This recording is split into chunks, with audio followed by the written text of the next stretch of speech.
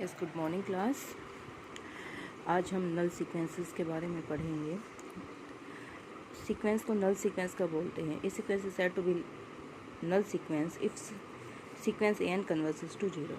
यदि वो सीक्वेंस हमारी जीरो को कन्वर्स करती है तो सीक्वेंस को क्या बोलेंगे? Null sequence. जीरो को कन्वर्ट करती है, इसका मतलब क्या है? Limit N tends to infinity A N लेंगे। यहाँ पर ये लिखा हुआ है limit N tends to infinity A N लेंगे तो वो क्या इसके बराबर हो जाएगी? जीरो के बराबर है। यहाँ पे कुछ एग्जांपल्स हैं नल सीक्वेंस के, जैसे 1/n है, 1/n स्क्वायर, 1/2 है। These are the examples of null sequence. ठीक है, अब ये कह रहा है कि इस sequence A N is a null sequence if and only if mod of A N sequence is also a null sequence. यदि ए एन नल सीक्वेंस है तो मोड ऑफ ए एन भी हमारी नल सीक्वेंस होगी, और mod of A N null sequence है तो a N भी हमारी नल सीक्वेंस होगी। तो हम कैसे प्रूव करेंगे? मान लो ए एन जो है वो नल सीक्वेंस है। नल सीक्वेंस है, इसका मतलब क्या है? Limit N tends to infinity A N करें वो हमारा जीरो के इक्वल हो जाएगा। ठीक है, अब हम लिमिट की डेफिनेशन लगा देते हैं कि यहाँ पर given epsilon greater than zero there exist a positive integer m such that mod of A n minus zero is less than epsilon for all n greater than equal to m। ठीक है ना, क्योंकि ये a n किसको convert करेगा? Zero को। Limit N tends to infinity A n zero है ना, तो a n minus zero less than epsilon for all n greater than equal to m। तो यहाँ से mod of A N is less than epsilon for all n greater than equal to m। अब दोबारा से भी यदि हम mode ले लें, ठीक है, क्योंकि हमें यहाँ से अब शो करना है मोड ऑफ ए एन जो है वो भी हमारी जीरो को कन्वर्ज करेगा। तो इसके लिए क्या करेंगे? मोड जीरो इसमें से माइनस कर देते हैं, दोबारा मोड ले लेते हैं, तब भी हमारा ये रिजल्ट होल्ड होगा, इसमें कोई फ़र्क नहीं आएगा। ठीक है, mod of A n minus zero mod less than epsilon for all n greater than equal to m। So sequence यदि mod of A n converge करेगी तो हमारी ए एन भी जो है वो कन्वर्ज कर जाएगी। सीक्वेंस यहाँ पे दोनों जगह मोड लिख दिया, यहाँ पे था हमारा मोड ऑफ ए एन, ये दोबारा से नहीं आएगा, ये इसने यहाँ पे थोड़ी सी गलती कर दी। Sequence A n converges to zero, hence mod of A N is also null sequence. अच्छा, ये ठीक है, सीक्वेंस बता दिया कि ये जीरो को कन्वर्ट करेगी तो इस सीक्वेंस को नल सीक्वेंस बोलेंगे। ठीक है, okay. Limit of sequence mod of A N E P A null sequence. अब हम इसके कन्वर्स पे चलेंगे कि हमारे गिवन है कि मोड ऑफ ए एन जो है नल सीक्वेंस है। बिल्कुल इसके रिवर्स स्टेप चलेंगे हमारे कि limit N tends to infinity mod of A n zero होगा। यहाँ से हम ये लिखेंगे mod of A n minus zero less than epsilon for all n greater than equal to m1। Mod of A n less than epsilon for all n greater than equal to mn। तो a n minus zero less than epsilon for all n greater than equal to m। तो sequence converges to zero, hence A N is a null sequence. ठीक है, अच्छा second अगली theorem देखो। यदि B N एक नल sequence है और मोड ऑफ ए एन जो है वो मोड ऑफ बी एन से छोटा है तो हमें प्रूव करना है जो ए एन है वो कन्वर्जेस टू जीरो। क्या गिवन है हमें? बी एन को नल सीक्वेंस गिवन है। बी एल नल सीक्वेंस है, इसका मतलब B N minus zero is less than epsilon for all n greater than equal to m। ठीक है, ये हमने डेफिनेशन लगा दी है। इसका मतलब mod of b n less than epsilon for all n greater than equal to m। अब mod of b n किससे छोटा है? मोड ऑफ ए एन से। तो mod of A n minus is less than epsilon for all n greater than equal to m। इसको हम क्या लिख सकते हैं? A n minus zero less than epsilon for all n greater than equal to m।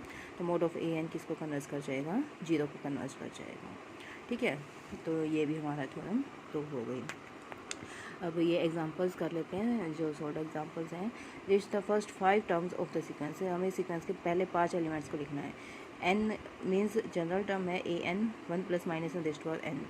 a1 निकालना है तो हम यहाँ n की वैल्यू को 1 पुट कर देंगे, तो 1 प्लस माइनस 1, तो ये जीरो आ जाएगा। a2 निकालेंगे तो n को 2 पुट कर देंगे, 1 प्लस माइनस 1 का स्क्वायर, तो 1 प्लस माइनस 1 का स्क्वायर मीन्स 1, तो ये 2 आ जाएगा। a3 में फिर से 0, a4 में फिर से 2 एंड सो ऑन। पहले 5 टर्म्स निकली हैं, तो इस तरीके से a1 a2 a3 a4 a5 हम लिख देंगे। आगे देखो a1 गिवन है, an प्लस 1 गिवन है। ठीक है, अब a2 निकालना है, तो a2 निकालने के लिए मैं क्या करूँगी? n को 1 पुट कर दूँगी। ठीक है ना, तो a2 is equal to 3a1 plus 1, और a1 हमें गिवन है 1, तो यहाँ वैल्यू पुट कर देंगे। बिल्कुल सिंपल है ये हमारा। a1 क्या है? 1, a2 क्या होगा? 3a1 plus 1। ठीक है, तो ये कितना हो गया? 3 इंटू 1 4 आ गया। a3 क्या होगा? 3a2 प्लस 1, तो 3 इंटू 4 प्लस 1 13 आ गया। ये 4 5, और ये इस तरीके का हमारी क्या है? सीक्वेंस हो जाएगी। अगला देखो जो सीक्वेंस है a1 गिवन है, a2 गिवन है, और an plus 2 equal to an plus an plus 1। ठीक है, तो यहाँ पे 3 की वैल्यू पुट करते हैं। यदि n को 1 पुट करते हैं तो मैं a3 निकल जाएगा। ठीक है ना, तो a3 किसके बराबर है? a1 plus a2, a1 plus a2, a1 plus a2 means 3 + 5 8। तो यहाँ पर ये पुट करा तो ये A3 आ गया 8। अब A4 निकालना है। A4 वही n को 2 पुट कर दो तो A2 + A3, ठीक है, पिछले टर्म्स के सम का जोड़ हो जाएगा। तो इस तरीके से हमारी ये सीक्वेंस बन जाएगी। अब यहाँ पे ये गिवन है right the nth term of the sequence. अब देखो A1 क्या है 1 का स्क्वायर, A2 क्या है 4 को हम क्या लिख सकते हैं 2 का स्क्वायर, A3 क्या है 3 का स्क्वायर, A4 है 4 का स्क्वायर। ऐसे करते करते मतलब जो जनरल टर्म है An है वो किसके बराबर हो जाएगा, n के स्क्वायर के बराबर हो जाएगा, ठीक है। अच्छा सेम यहाँ पर है, ये देखो यहाँ पे ये सीक्वेंस है 1/2 2/3 3/4 4/5। देखो 1/2 तो ठीक है 1/1 + 1 कर लें। अच्छा 2/3 को 2/2 + 1, 3/4 को 3/3 + 1, A4 को 4/4 + 1 एंड सो ऑन। तो An को n/n + 1। तो ये हमारा जनरल फॉर्मूला हो जाएगा, ठीक है। सेम आगे देखो 1/3 - 1/9 -1/9 को क्या ले सकते हैं -1/3 का स्क्वायर, ठीक है ना। A2 क्या है -1/9 तो -1 की क्यूब अपॉन 3 स्क्वायर, ठीक है ना। क्योंकि यहाँ पे देखो जो इवन नंबर है, जो फर्स्ट टर्म ये है, सेकंड टर्म है, तो जो फर्स्ट टर्म है वो तो हमारी क्या है प्लस में है, और जो सेकंड टर्म है वो क्या है माइनस में है, ठीक है ना। तो -1 की पावर क्या है n-1 या फिर n+1 हमें लेनी पड़ेगी, क्योंकि A1 है, A1 के कॉरस्पॉन्डिंग 1/3 है, ठीक है। तो यहाँ पे -1 का स्क्वायर करेंगे हम इसको बाई 3, ठीक है ना, क्योंकि ये वैल्यू 1/3 के बराबर हो जाएगी। यदि मैं इसको सिंपल 1/3 करती हूँ तो A to B फिर क्या होगा 1/3 का स्क्वायर हो जाएगा, मीन्स नेगेटिव साइन नहीं आएगा। तो -1 की n पावर तो हमें यहाँ पे करनी पड़ेगी। तो -1 की n+1 पावर के साथ ये रिजल्ट हमारा होल्ड होता है, ठीक है। अच्छा आगे देखो discuss the boundedness of the following sequence. हमें इसकी बाउंडेडनेस निकालनी है। An = 7 है, ठीक है। An = 7 मीन्स रेंज के सेट में सिर्फ 7 ही एलिमेंट है। सिंगलटन सेट है तो ये बाउंडेड सेट हो जाएगा, और इसका अपर बाउंड भी 7 है और लोअर बाउंड भी 7 है। तो An क्या हमारी बाउंडेड सीक्वेंस हो जाएगी, ठीक है। अगला देखो इसके अपर बाउंड और लोअर बाउंड निकालने हमें 2n + 3/3n + 4। तो इसको मैं क्या करती हूँ, इसको मैं करती हूँ 3n + 4 -n + 1। देखो इससे इस पर कोई फ़र्क नहीं पड़ेगा। इसको यदि मैं ओपन करके देखती हूँ तो ये वापस वही है 2n + 3, ठीक है। अब इसको 3n + 4 से हमने डिवाइड किया है तो ये 1 - n + 1/3n + 4, ठीक है। तो ये सारी की सारी टर्म्स 1 माइनस करके n की वैल्यू को जैसे वेरी करेंगे तो क्या है मैक्सिमम वैल्यू इसकी क्या आ सकते हैं, मैक्सिमम वैल्यू 1 ही आएगी, क्योंकि 1 से सारी टर्म्स छोटी हैं। 1 माइनस है ना, सारी टर्म्स में 1 माइनस, तो 1 से कम होगा, और ये क्या सारी टर्म्स क्या हैं 0 से बड़ी हैं, ठीक है। तो 0 और 1 के बीच में हमारी ये जो सीक्वेंस है इसके एलिमेंट्स जो हैं लाई करेंगे, ठीक है। आगे देखो An = 1 + 1/n⁴n। हम इसमें पहले बाइनोमियल एक्सपेंशन लगा देते हैं। देखो 1 + 1/n⁴n, तो बाइनोमियल एक्सपेंशन में 1 + nx + n × n-1/2 factorial × x² + n × n-1 × n-2/3 factorial × x³ and so on, ठीक है। इस तरीके से हमने ये एक्सपेंशन लिखा है, ठीक है। तो 1 प्लस, अब देखो n से n कट गया 1, प्लस में यहाँ पे क्या हुआ देखो n² है ना, n एक तो ये कट गया, यहाँ बचा n, यहाँ से n कॉमन ले लो 1 - 1/n, ठीक है। 1 - 1/n प्लस में देखो यहाँ पे n, यहाँ से अभी n कॉमन लेते हैं तो 1 - 1/n रहेगा, और यहाँ से n कॉमन लेते हैं तो 1 - 2/n, ठीक है। अब n³ से n³ कैंसिल हो जाएगा, 1/3 फैक्टोरियल एंड सो ऑन, ठीक है। हमें क्या निकालना है, इसकी अपर बाउंड्स और लोअर बाउंड निकालनी है। देखो पहले इसमें क्या लिखा अपर बाउंड निकालना हुआ है, an किससे छोटा है, देखो 1 + 1।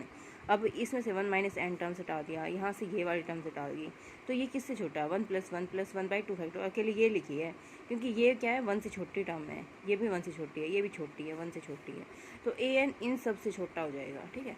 ये इससे मल्टीप्लाई कर है तो मतलब ये कुछ ना कुछ क्या है कम है, हमारा 1/2 फैक्टोरियल से ये वैल्यू कम है, ठीक है। तो हमने यहाँ पे 1/2 फैक्टोरियल लिखा, मतलब ये हमारी मैक्सिमम वैल्यू है, हमारी an की वैल्यू से छोटी हो जाएगी। अब 1/2 फैक्टोरियल को 1/2 लिख दिया, 1/3 फैक्टोरियल इज़ लेस दैन, यहाँ पे देखो लेस दैन का साइन है, तो यहाँ पे ये 1/2 का 2 लिखा है यहाँ पे, ठीक है ना। अब देखो 1/3 फैक्टोरियल कितना होता है 6, और 1/2 की 2 क्या होता है 4। देखो पहले 3 फैक्टोरियल क्या है छोटा होता है हमारा, देखो ये 3 फैक्टोरियल किससे छोटा है हमारा 3 फैक्टोरियल होता है जो कि 2 से छोटा है, क्योंकि ये 4 है ये 6 है, लेकिन 1/4 जो होगा 1/6 से बड़ा हो जाएगा। ठीक है, तो ये पहला क्या था, यहाँ पे 1/4 था, अब इसको क्या करें, लेस देन 1/6 आ जाएगा यहाँ पे, 1/2 का स्क्वायर। ठीक है ना, एंड सो ऑन। तो 1 प्लस में अब ये जीपी के टर्म्स का फॉर्मूला हो गया a/1 - r/1 - r। ठीक है, ये करके हमारे पास इसकी अपर बाउंड की वैल्यू आ जाएगी। देखो इसको सोल्व किया, 1 - 1/2 किसके हो गया, बराबर हो गया 1/2 के बराबर, तो ये 2 यहाँ ऊपर मल्टीप्लाई कर लिया हमने। तो 1 + 2 - 2n, 3 - 2/n। तो मीन्स ये वैल्यू क्या है, किससे छोटी होगी, 3 से। मतलब हर चीज़ मतलब इस एक्सपेंशन में कुछ भी करें हम, लेकिन इसकी मैक्सिमम वैल्यू क्या होगी, सारी की सारी ए एन जो हैं वो हमारी 3 से छोटी हो जाएंगी। सिमिलरली ये जो ए एन है हमारी बड़ी किससे होंगी। अब देखो इस एक्सप्रेशन में ए एन का स्टार्टिंग में जो एक्सप्रेशन है 1 + 1 + 1/2 factorial into 1 - 1/n and so on. तो ये देखो 1 + 1 2 प्लस में समथिंग, 2 के प्लस में है ये सारी टर्म्स जिनमें n इन्वॉल्व होता है। तो मतलब सम जो मिनिमम है वो 2 तो मिनिमम रहेगा ही रहेगा, 2 से और 3 के बीच में, मतलब ये पूरी जो सीक्वेंस है हमारी ये वेरी करेगी। तो इसका अपर बाउंड क्या हो गया 3 और लोअर बाउंड इसका हो गया 2। ओके।